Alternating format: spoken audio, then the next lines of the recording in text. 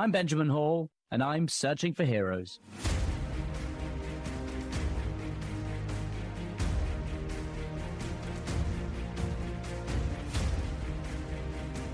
Well, welcome back, everyone, and thanks so much for listening again. We have a very special guest again this week. It is Jennifer Griffin. She is the Chief National Security Correspondent for Fox News, based at the Pentagon. But more than that, she is a great friend of mine. She has been a war correspondent for many years herself, and today she's going to talk both about how difficult it can be to cover conflict, but also the incredible things you can see inside conflict. She is a woman who helps countless people. She goes out of her way to help those who have been wounded, those who are going through cancer. She hosts events to do them, and she is a pure example of what it means to be resilient, a hero, and to go out and help your community however you can. Thank you for joining us, and I hope you enjoy this week. Jen, look, thanks so much for joining us today. It's a pleasure to have you on.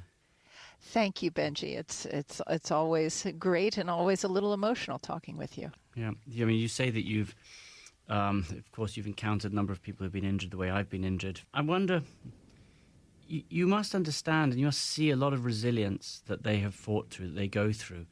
And, you've been involved in a lot of these groups as well that helped wounded veterans. And I wonder if you could talk to me about that journey that you've seen in myself, but in so many others, about what the process is like when, you've had these injuries and you have to try and find a way through them. Well, it's really interesting. I think when I started here at the Pentagon, it was the start of the surge, and the Building 62 at Walter Reed was filled with amputees from the war in Iraq and later Afghanistan, and traumatic brain injuries. There were, and I, as a journalist here at the Pentagon, got deeply involved with veterans groups who were trying to help because the system was overwhelmed at that point. The nation was overwhelmed at that point. The families were overwhelmed. I started by telling their stories as a journalist, but then getting involved as an individual and as a family up at Walter Reed. What drew you to that? Because you have been, for so many years, you've been at the forefront of this, and I'm wondering what drew you to help in such a big way. Well, in the early part of my career, I was overseas for about 20 years. And in those days, I was doing a lot more frontline work. For the last 15 years, I've been here at the Pentagon, and I have sort of given up that sort of adrenaline-filled life of going to the front lines. But I certainly have many memories and many friends who we've lost along the way, who have been injured along the way. I mean, I think just of a call I got yesterday from my good dear friend Kathy Gannon, who was an AP reporter that we worked together in Pakistan and Afghanistan in the mid-90s. And she, almost exactly 10 years ago, she was shot at point-blank range by an AK-47. A member of the Taliban came up to her and her photographer, Anja Niedringhaus, who is a wonderful German war photographer, and shot them at point-blank range as they were covering the elections in Afghanistan. And I was speaking to her. She's still getting another surgery on her hand. She survived. Anja did not. She had a harrowing journey across Afghanistan to get to a military hospital and get medevaced out. And talking to her, she's still figuring out a way to honor Anja. They're doing a photo exhibit of Anja's photographs in New York soon, and to mark the 10-year anniversary. Then there were friends of ours from when I was based in South Africa, Joao Silva, an amazing photographer, war photographer with the New York Times, who lost both his legs in a IED attack in Afghanistan. He still, after recovering at Walter Reed with the very same doctors that some of the same surgeons that you had, Benji, he went back to South Africa. He now rides a motorcycle. He still covers news, and he's on to prosthetics. These are people that are so crazy resilient. We sometimes overuse the word resilient in our society, and we talk about everyone being resilient. Well, not everyone is resilient. I think the reason I got involved, a year after I got to the Pentagon, I had a little twist and turn in my own life that had to do with my own health, and I had breast cancer. It was a stage 3 cancer. I had just given birth to my son, Luke. He was 6 months old. I immediately had to sort of fight for my life. And I think my way of giving back and dealing with my own personal trauma and injuries from a double mastectomy and chemotherapy for a year, and dealing with my own mortality, it was easier for me to volunteer with the families of the wounded veterans up at Walter Reed. That, again, those halls were filled at that time in 2010. And I found that there was something very similar to being the survivor guilt that goes along with being a cancer survivor, the families and what the family had to go through to get to support the person who was in the hospital fighting for their life. And there just was an empathy and a sympathy and an ability to connect that I think they trusted me to tell their stories. Yeah. And then I got deeper involved with a lot of those families. And so that's been a really key part of my journey, frankly. You mentioned there survivor's guilt about surviving from cancer. Can you explain a little bit about that? Well, look, there were women that I went through the chemo process with who were, I remember sitting in the chemo ward with and getting, again, I was a young mother at the time, and I was trying. There were tricks that maybe I had also learned from being a frontline correspondent and covering a lot of death and destruction over the years. That there were tricks to get outside of myself. A lot of it had to do with storytelling, and I could see on that cancer ward who it was that I thought was going to make it through. And usually it had to do with whether you had a family or you had somebody in your life who you cared for, or that got you outside of yourself, where you weren't just wallowing in self-pity. I had to fight for my 3 children. They were 6, 8, and 6 months old, as well as, my husband and my sisters and friends. I had a whole world and community that supported me just like you did. And your kids were, very similar ages to mine at that time.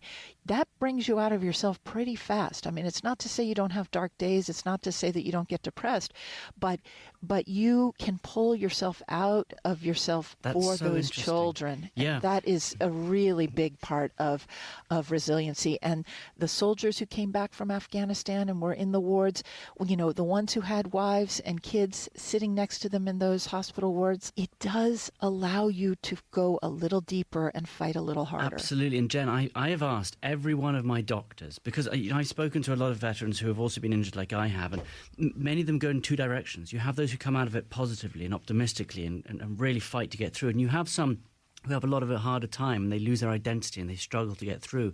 And I ask every single one of my doctors, when I was at the Brooke Army Medical Center, all of them, I said, what is it? Can you explain why some people come out of it positively and some don't?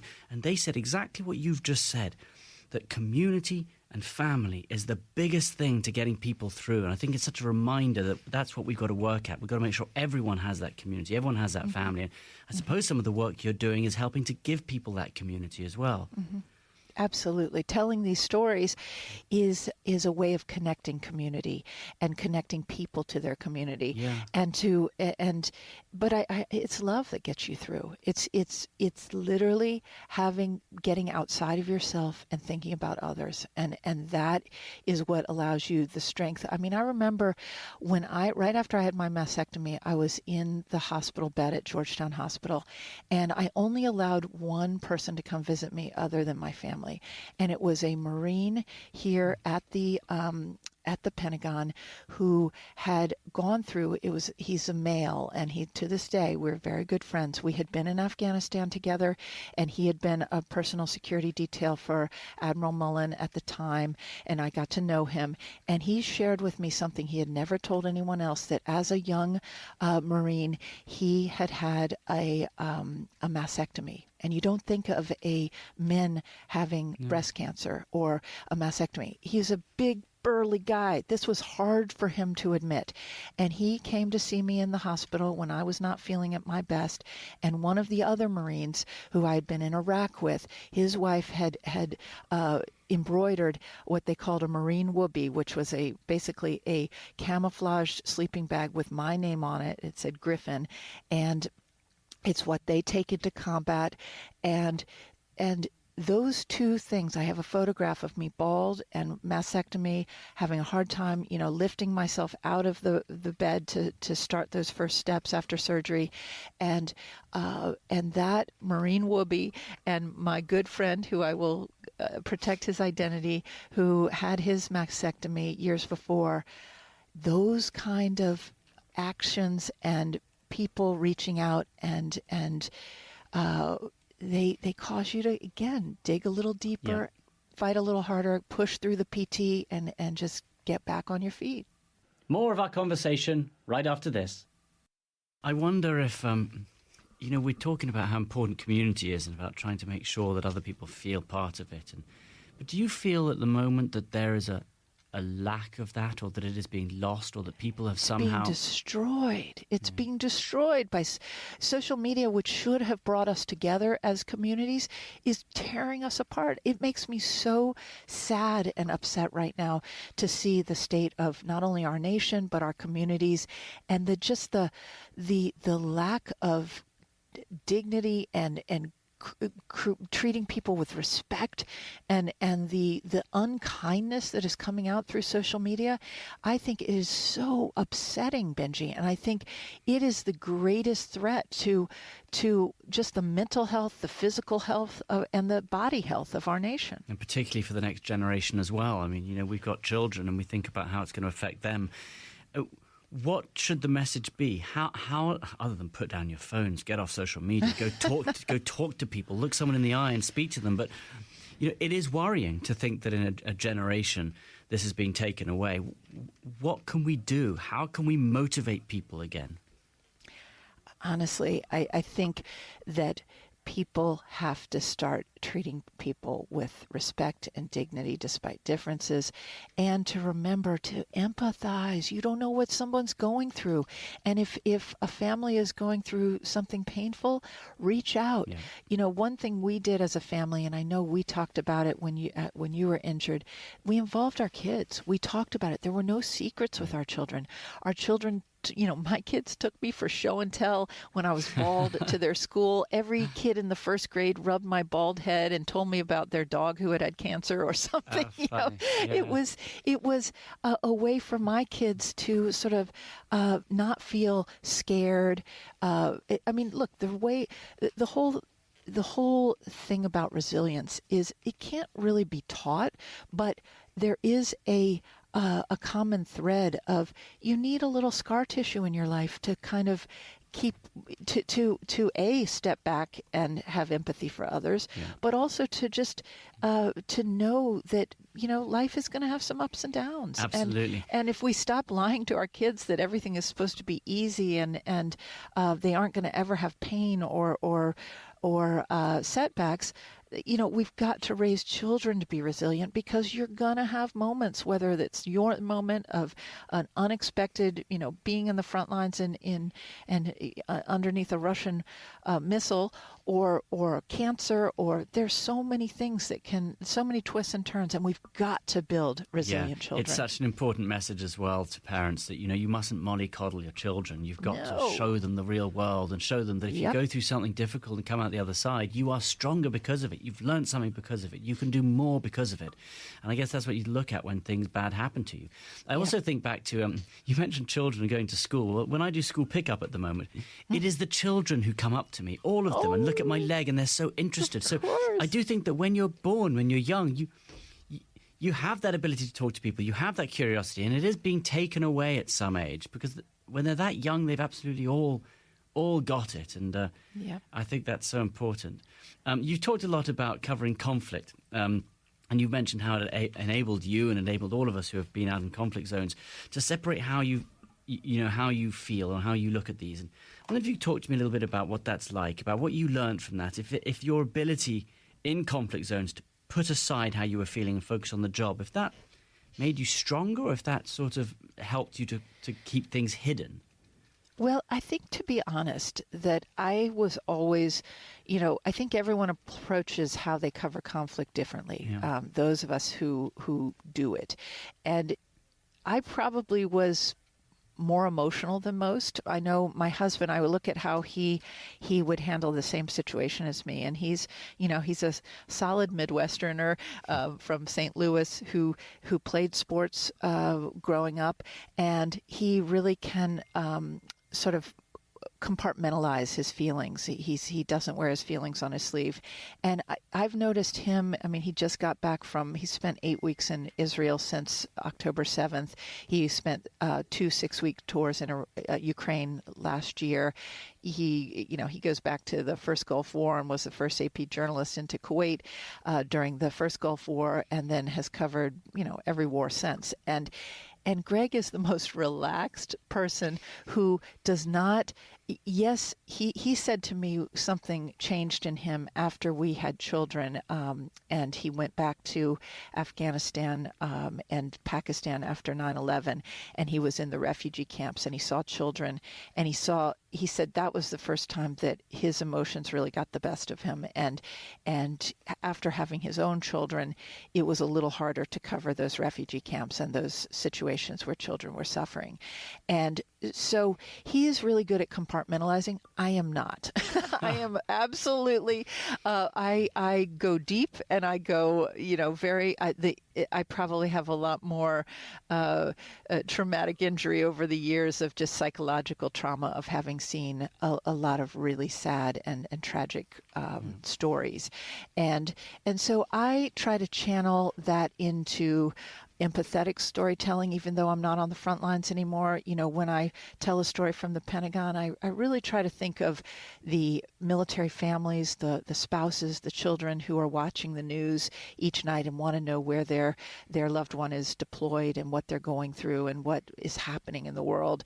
So there's a lot that happened to me early in my career that probably, I think when you're in your 20s, you don't process danger the way you do after you've had children and after you're a little older, and maybe that cortex in your brain has closed up, or the whatever it is that allows us in our 20s to take those extreme risks.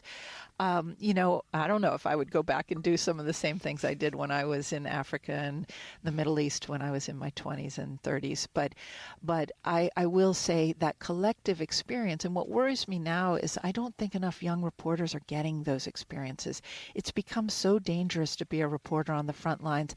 I was just on my social media a little while ago looking at Instagram, and I saw that our good friend, longtime war photographer David Gutenfelder is still out on the front lines in Ukraine, showing just the most extraordinary images from there. And I just think of the people who have been doing this for decades, and they are the people who are the heroes in my life, the ones who are out there on the front lines taking risks. We can't stop doing that, Benji. And you and I have talked about how too many news organizations are pulling back. And because it's expensive to cover war zones, because it's expensive to send people overseas, we're covering it from the U.S. And that's not good. Yeah. That's why we have so many people in this country who now don't understand why the U.S.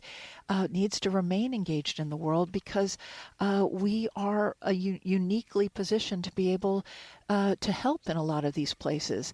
And I just wish every American could have had the experiences that you and I had in seeing firsthand what these countries are like, what these people are like, the resilience that I saw in Ukraine with the soldiers there.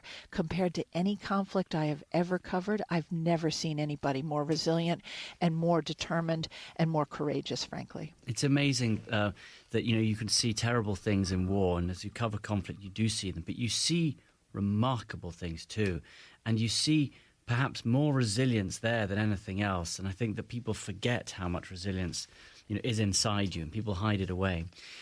Strangely, just a point on that point, and that is, you never feel more alive than when you are in these war zones. Yeah. And I know that's a contradiction, but you see such humanity, such kindness, absolutely, such acts of heroism. It gives you such an insight into the best part. Even though you're in the worst part of human nature, which is war, you see the best of human beings as well. And that is something that I've taken from my 30 years of being a journalist, and seeing people people in really stressful situations and the humanity that occurs, the love and kindness and acts of generosity that occur in a war zone, it really is something that you can't explain. I mean, there is a reason that there are baby booms during wars. And, I had my 2 daughters born in Jerusalem during the Intifada, where we were, out covering suicide bombings every day, incursions into West Bank, Gaza. And yet there's a time that you want to reaffirm life. And there is something that happens where people, still have children and still give birth and still, that is an indication of hope if you're willing to give birth in a war zone. And I think that everyone who's listening should know that we have that. Like around America, there is that courage and resilience, but people don't recognize it's there because they maybe haven't had to use it. They haven't seen it. But I'm a firm believer that when you are up against the wall, all of us can stand up, and all of us can find that extra bravery and resilience. And it's just a pity that it's being forgotten. Well, I think we see it every day, actually. And if we just actually look at the local news stories, there are examples of heroes every day. Yeah. I mean, you have covered many of them in this podcast series. And what I think is one of the reasons I feel so passionately that America needs to stay engaged in the world is that we are a courageous, heroic people who are willing to go places where it may not at first seem like it's in our interest, but we are a very charitable country. No country in the world is as charitable and gives of themselves the way Americans do. That's part of our ethos, our belief system. How can you explain the current sort of isolationism that we're seeing? And there is a big group of people. I think it happens every generation. If you go back to other eras in this country, there has always been this tension because we have the benefit of 2 oceans that separate us from any of our real enemies.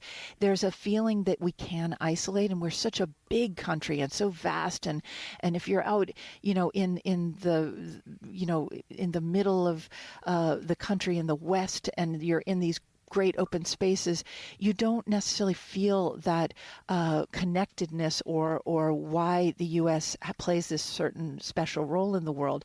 But I think there's always been this tension between isolationism and the U.S. being a leader in the world. But I will remind people that, America First and isolationism really was tested and kind of was put on the back burner after Pearl Harbor, after December 7th and the attack on Pearl Harbor by the Japanese. That kind of woke us from our stupor that we could remain isolationist. I don't want us to have another Pearl Harbor that has to wake this country up. I don't want another 9/11. By us being out engaged in the world, we're more likely to be able to stave off those threats that then actually do bring home the threats to the continental United States. And I just don't want us to forego that leadership role, that unique position that we have in the world to be able to give of ourselves and the courage that we have and the generosity and charity. We're the only ones who can do some of these things.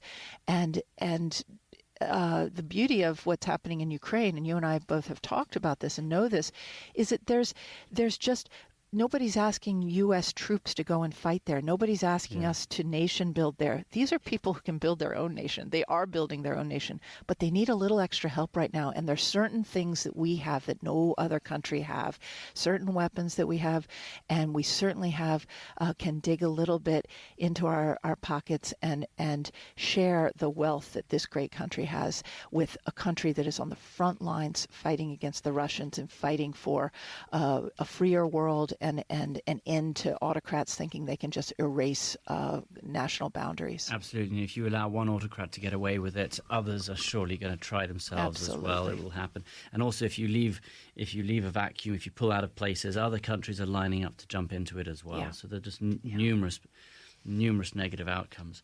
If we could finish up, Jen, I just want to get back to your idea of resilience again. And if you could talk to me about your understanding of resilience, where it comes from, and how it has affected you, perhaps. Well, I think that what happens when you go through, there's a real debate about whether are you born resilient or is it a learned trait or something that happens from your environment. And I think it's probably a combination. I think that most people who are resilient as adults have had those little scar tissue moments in their childhood and in their young adulthood that they build up that scar tissue, and then they have this resiliency when they're older. And so it's by dealing with a little bit of adversity. And I didn't exactly grow up in a tough environment. I had a great family, and I had grew up in a relatively right outside of Washington D.C. I didn't suffer, but there were little things along the way. I also played sports when I was young. I think you learn a lot when you play sports, whether you're a girl or a boy. On those sports field, you learn a lot of tough lessons in life, and you learn to dig deep and be tough, and that you're not always going to win. You learn to be the underdog and come out and win. So I believe that kids should play sports. I really do, no matter what the sport, because you learn those lessons. And then there's that, instead of feeling like a victim, I really have no time for people who feel like victims. That scar tissue that you have is what allows you to get over all the challenges that life throws at you. And that is what makes resilient adults. And that's when there's a big moment in your life, whether it's cancer or being attacked the way you were and losing a limb or facing death in some way. That's when you find what you dig deep and you figure out what you're made of, and there's a survival instinct that kicks in. And I truly believe we have to stop all of this victim talk and talk about how very, very lucky we all are, and how even all these little scars along the way, it is what makes us who we are, and it gives us the resiliency that we need to get through what can be a tough life at times. Josh, absolutely. Jen, absolutely. And thank you so much. Life throws curveballs at you, but you get stronger after every single one. And we do it together. We are stronger together. And if we work side by side, nothing can stop us. Jen, thank you so much for speaking with me today. Oh, it's been thanks, such an Benji. honor. It's such an important week for me, and I will think of you all the time and for everything that you've done for me and that you have done for so many people out there. You've been very modest today, but you help countless people who can tell their stories if they're going through difficult times. So, Jen, thank you from me. Thank you for everyone. And I look forward to seeing you soon. Oh, thank you, Benji. I think of you every day. Thanks, Jen. And especially this week. Well, that was a real pleasure, a privilege for me, actually. I think that Jen, of all my guests so far, Jen shares what I share, and she understands perhaps what it's like to cover conflict zones and to have to experience both the lows, but also sometimes the highs. And, in conflict, you see some of the worst things, but you also see some of the most incredible things: bravery, courage, kindness, just as she said. And of course, Jen has gone through something very difficult herself. She had breast cancer in 2009, but she wrote a blog throughout the way, and you hear that strength inside of how she was getting through it and where she found her own strength. It's what we keep talking about in this podcast. It is about doing things together as a community, helping where you can. And that's not just on a personal level. I also think that helps with society. If we are kind and help each other, then I think that overall we are going to get better. And she raised interesting points about childhood as well. I think she's absolutely right. We have to address the growing generation right now, because social media and the internet, they are taking away something from us, and they are taking away that interconnectivity that we have. So if you are parents out there, think very carefully about how you introduce your children to social media, to the web, but make sure they keep meeting people and get them back to doing what we all used to do. Be outdoors, use your body, be energetic, surround yourself with family. That breeds positivity, that breeds strong community. And I really loved what she said. I was suggesting that, look, maybe resilience isn't there, that we're seeing a loss of it. But she said, and she reminded me of the basis of this very podcast, that it is out there. It's in every single community. My guests show us that in every single event as well. That you look around your community and there are people out there who show us that remains strong, that resilience is everywhere. And like I say every week, it's in you too. It's in every single one of us. And you don't need to go through something terrible to realize that. Do it little bits at a time, and you will find a way through. but we're thinking of every single one of you who's going through something difficult. And if you're not, go and help those people who might be, because we do it as a community. Thanks so much for listening. I really appreciate it. And we'll speak to you all next week. Thanks for listening to Searching for Heroes.